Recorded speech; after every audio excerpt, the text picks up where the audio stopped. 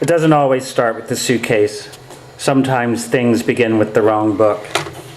Berlin meant boys, Isherwood said. 50 years after his adventures among proletarian toughs, Berlin meant white boys who wanted to atone for Germany's crimes by loving a black boy like me. The first time I saw the Mercedes-Benz star revolving over Europa Center, West Berlin's triumphant commercial hub, I knew I was home. I had a room in a hotel near the main West Berlin station, the sort of place where burned-out hippies beat up their girlfriends. I didn't even turn on the light as I tossed in my bag. I hit the heavy-named streets, delight in my stride. You would have thought I'd arrived in Venice, but I'd read quite a bit about how the not old for Europe structures of West Berlin, stripped of decoration, felt squeezed by the post-war functionalism of the here to replace what was unremembered. I pranced to the central shopping mall. West Berlin was the outpost of Western prosperity, the floating island of neon and pleasure deep inside communist territory. This was its core. I'd read that after the construction of the Berlin Wall, both sides wanted to distract their populations from the border cutting through the heart of the capital. Each side created its own new city center away from the wall. East Berlin had Alexanderplatz, dominated by the giant needle and revolving restaurant of a television tower visible for miles. West Berlin had Europa Center, a wall of steel and glass, a courtyard of shops and offices nestled beside an office tower, the only one of its kind in the city when erected in 1961. It blocked out, psychologically, the wall of mortar and wire that ran parallel along the same north-south axis, dividing east from west. The standing rectangle of office tower looked across the Tiergarten, a vast park that had become as quiet as no man's land because of its proximity to the wall. At any hour, the Tiergarten was filled with boys, silently cruising under the cover of the post-war linden or chestnut trees.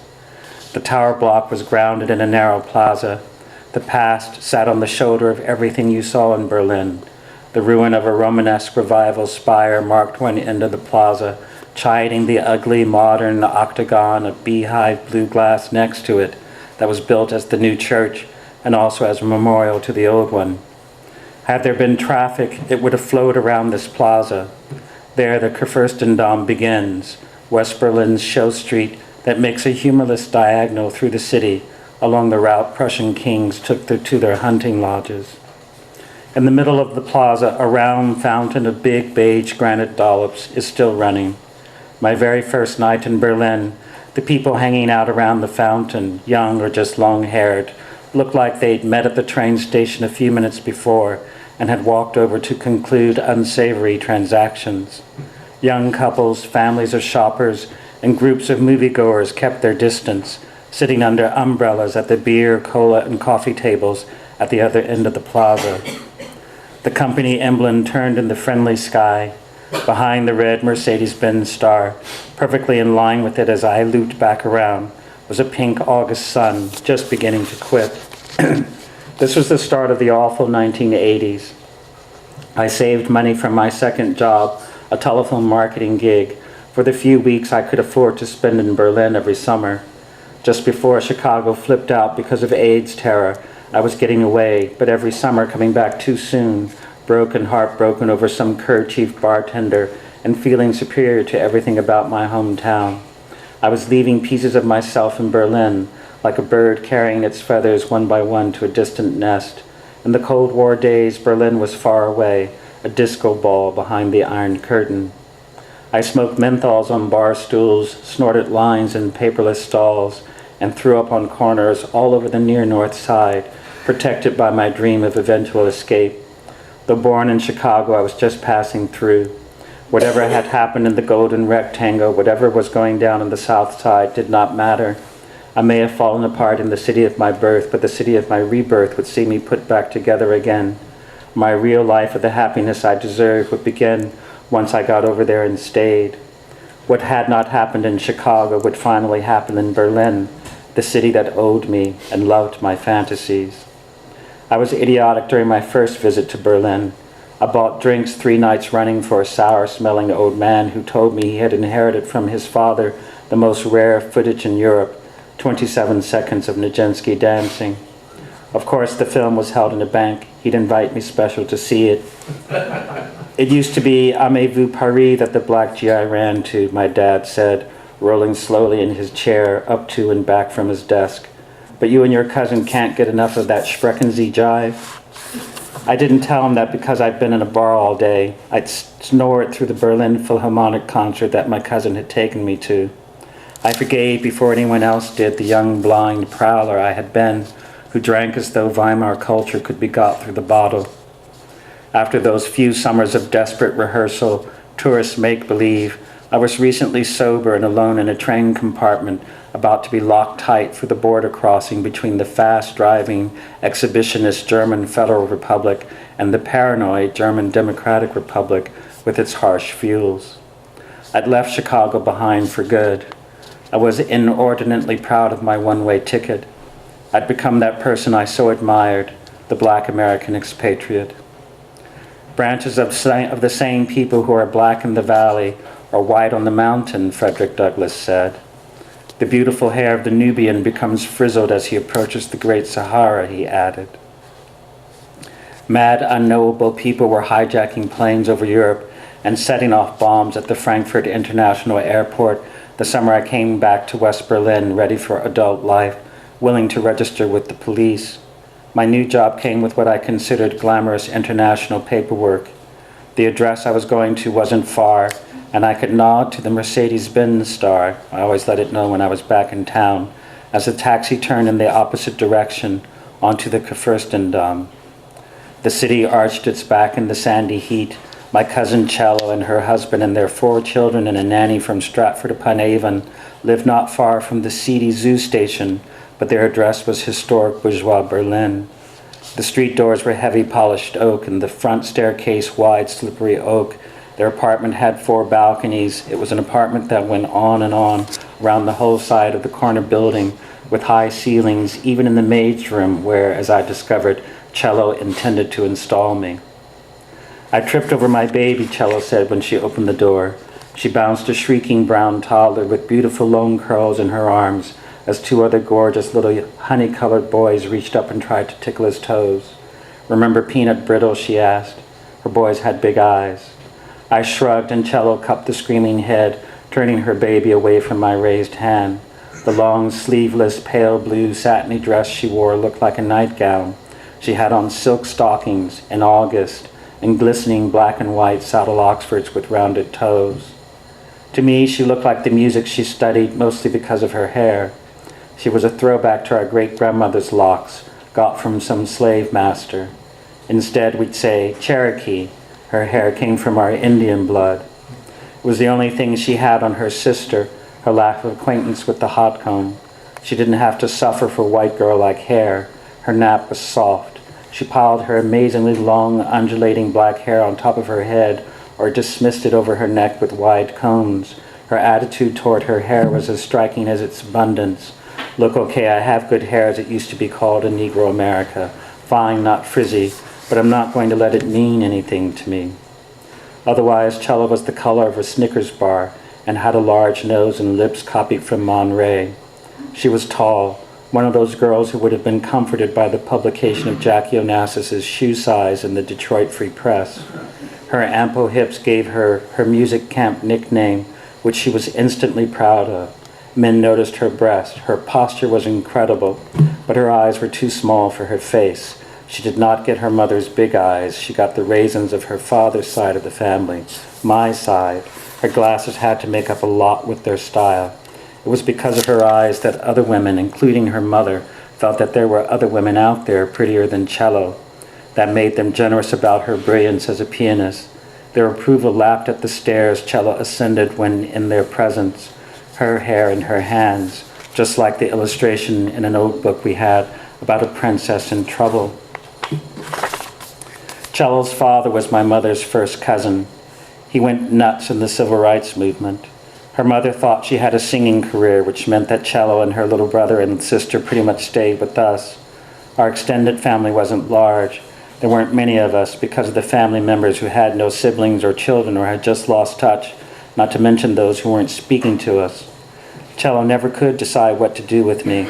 After all, I was the only person in West Berlin who'd known her when she was called Ruth Ann, and I'd seen her face during one of her mother's cabaret performances in Old Town in the 1970s.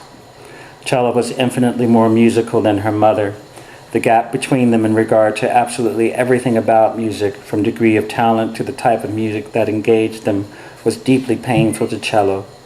It was my mom who called the blind piano tuner, got Cello to lessons, and discussed her next steps with her teachers, and no one more than Cello wanted her mother to be too wrapped up in her own singing lessons and choir practice to pay much attention to Cello's day-to-day development.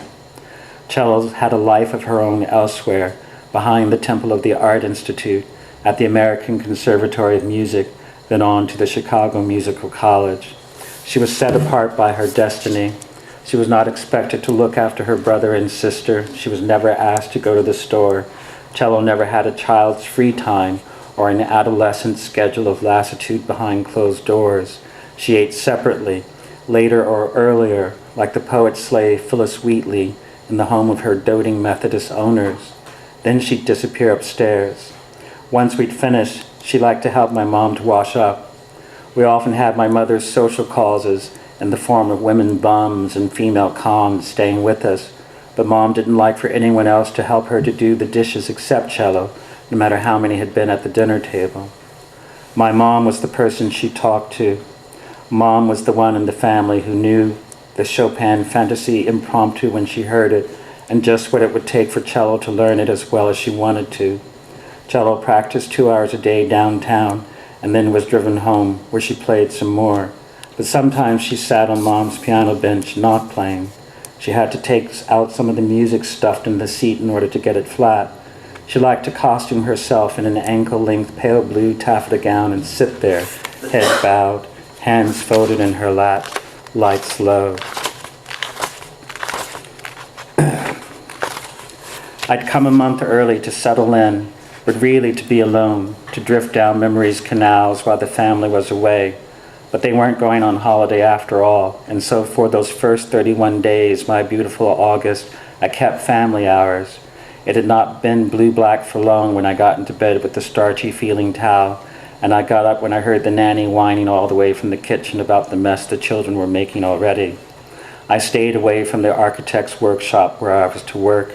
The new one was still being set up, and they weren't expecting me until September. I was also staying out of the apartment. Cello made no demands on me. She didn't want me too involved with her family. She treated me like a convalescent. She was watching me. I was staying out of the apartment so I wouldn't be smoking in their house. I was free to do so in my room with the window open, but I wanted to impress Cello and her husband that I was doing my part to keep clean the air that their children breathed. She refused to become pregnant until he quit smoking. Maybe I was also staying out of the apartment in order to be a man who came home from work, though I had nothing to do just yet. Keeping family hours took a decision out of my hands nightly. I would hit around the block for a final cigarette, but come in after 10 minutes. I turned my back on the city of orgies and joy. I was like someone on parole. I was frightened. I was worried enough that the cliches of the Alcoholics Anonymous big book were true, that I found an AA meeting in English down in the suburb of Dahlen, near the U.S. Army base. Soldiers bitched in country accent about their wives. I was afraid not to go to a meeting. Cello's good night on Saturday night after I'd been to a meeting was genuinely warm, I felt. It was true that not to drink could make a drunk feel alone and lost. When I hear recordings of Cecil Taylor live, I am once again downstairs in a West Berlin club, back in the golden age of chain smoking, drinking another glass of white wine in the free zone of staying up all night, talking out the lyric dark, and then falling still as his instrument meets the dawning light. Memory will let in the cool scenes, the hip blowouts. However, the real truth of my summer life in Berlin was held by the plastic interior of a tacky bar. Only the year before, I'd spent whole days and nights in the Shishi bar, a dive set back from a wide, leafy, deserted street behind the plaza of Europa Center. I'd hung out in the Shishi since my first trip to West Berlin. My fourth night there, I let myself be picked up by a nice French girl, and the night after that, I successfully chatted up a boy from a small West German town. I'd shaken off the sour-smelling old man with the fake belly root abs. No matter what I got up in between, I ended my holidays licking my wounds at the shishi.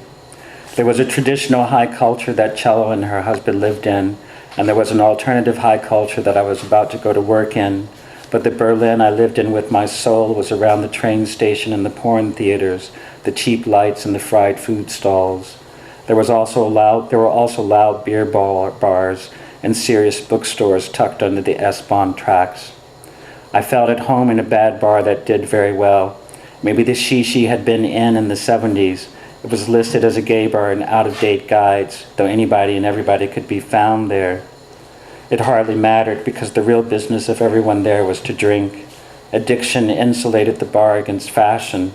There was a group of regulars who put in much bar time together. They were the audience for the life-changing mistakes that the shishi specialized in. It was a place where people experiencing a bad night strayed in to finish things off with meltdowns, blackouts, fistfights, seizures. Sex was just a messy afterthought, something to do when daylight hit. "What time do you close here?" I asked my first night at the shishi. The woman lifted her head from the bar. "We are never closed here." In all of my walks when first back in Berlin as a recovering alcoholic, I never let myself go to Europa Center. If I got out at Zoo Station, I took a long roundabout way to Cello's apartment just to avoid going by the old smells and sights. Back up in the center of town, I'd walk with my final cigarette of the day and look down the Kudamm toward the bright intersection and the street that led up to the train station. I could feel my steps continuing. I always loved the sound of my footsteps in Berlin, the Negro in Europe. And I knew they'd be there at the shishi. It was never too early for Odell to slap a wet towel on the bar and Zippy to slam the cash register. There was always a fight going on between them. There were always drinks of some kind sitting in front of them. Maybe Big Dash had come in, reeking of Indian spices. I could see them, some of whom I'd groped, quiet because it was early yet, drinking fast, their cigarette packs and fancy lighters on the bar, on their way to not needing to drink so fast, and not one of them thinking of me. Alcohol wasn't thinking of me either. You cannot one-up someone who has dumped you, but my former love, white wine, was showing that to be not always the case. I left white wine, yet when I stood there on the Kudamm, with the sky blue behind me and the east ahead of me, end of summer dark, it was white wine that was over me already and in the arms of someone else. Thank you.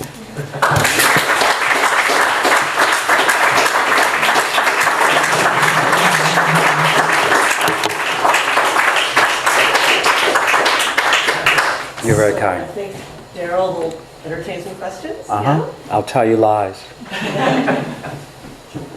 Sir. Okay, I think your style of writing is very interesting and different from other writers in the sense that you go from one thing on to another, and keep going. And I was wondering what kind of style is that? I mean, what's the name for it, and why did you choose that style of writing? I mean, there are different ways of writing. What you wanted to write. Why did you choose that particular style? I had a writing teacher when I was an undergraduate who changed my life. She was herself a marvelous writer named Elizabeth Hardwick, and she had a very distinct style that was impossible to imitate, though I, of course, tried it a lot. Her way of writing, you think you're going to be able to read this fast, but the way she wrote controlled the pace at which you could read her, and you really couldn't sort of skip over or anything like that, because she had a way of taking out everything that was unessential and just leaving this very distilled, sort of pure voice. She always recommended that we read poetry before we wrote prose, something that opens up the possibilities of language in your head, and I still do that, reading something completely unconnected to what I'm about to write about, just to kind of feel at one with something, since you write to honor the literature you care about all the time, and nothing is ever casual. So one night Elizabeth Hardwick said to me, come to dinner, I want to talk to you, and I did, and it was so excited. It was my first time without the class, and she said, you're you're the worst poet I've ever read. You really mustn't write any more poetry. Don't do that. And so I stopped. But something of wishing to write poetry sort of remained. And your writing life, I suppose, is really a long search for your voice, or a voice that works from work to work. And so I always had in mind for this book, since I lived in Berlin and it had been on my mind all these many years, the model in my head are these, Richard Wright and Ralph Ellison took as their literary antecedents 19th century Russian writers, because 19th century American literature was too full of racist incident for them to really forget where they were. But Russian literature had the same themes of freedom, serfs, whether or not to assimilate. And so they took up the 19th century Russian writers, and that meant a lot to me. And I've always had in the back of my mind for this particular narrator, those lost, floating, familyless, classless sort of clerks in St. Petersburg whom society doesn't need, these kind of losers, talking and talking and talking and talking and talking and talking. So that's who he's descended from, losers who don't shut up, as you can tell. Okay. Does that answer in part? Yeah. Thank you. I actually heard a little Raymond Chandler over there too. There's some killer similes. Oh, really? Yeah. But I thought the question I had when it comes out of this definite question. You're also obviously an essayist. I was interested in how you, like, to what extent you preserve that essayistic voice in your novel, because it never felt like an essay. And yet often there was this kind of analytical movement, right, that felt like it was about to be an essay and then stopped. So I'm wondering how you toggle between those two things you do. Well, Raymond Chandler's a compliment, since his dialogue is always good, and he's a very good writer. I don't really think of myself with the sort of realist, though that's what I do. It's kind of psychological realism, I suppose. Tell me the question again. How do you presence of the essayistic? Yes. In this? In American schools, there's I think, I don't know if it still goes on, show, don't tell, show, don't tell, show, don't tell. And I think that's a kind of false opposition, especially coming from blacklit, where so much has to be explained, even as you try and show, or else you have a completely invented world like Toni Morrison, and so the rules are all yours. But if you're making reference to history or to the real world, a lot has to be explained in some ways. And so I've never liked the opposition between show and tell. It also then has to do with the kind of books that always interested me. And then with my own limitations, some things I can and can't do. So you try to play to your strengths when you write. I think of the example of Susan Sontag, who really could not write dialogue to save her soul. She just really couldn't. You know, you just sort of wince when she read it. Don't do that. But if her character started riffing, you were with her. You know, so you just kind of invent ahead and hope that it's plausible in that way. But I think it has to do with the information you're trying to get out. And this book had a real immediate model, Claude McKay, but also this book from 1912 called The Autobiography of an Ex-Colored Man by James Weldon Johnson.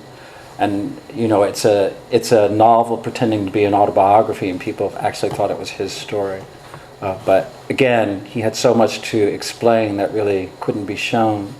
That was sort of the only way to do it, is just to be direct. Anyone else? Well, thank you very much for coming. There are books, I think,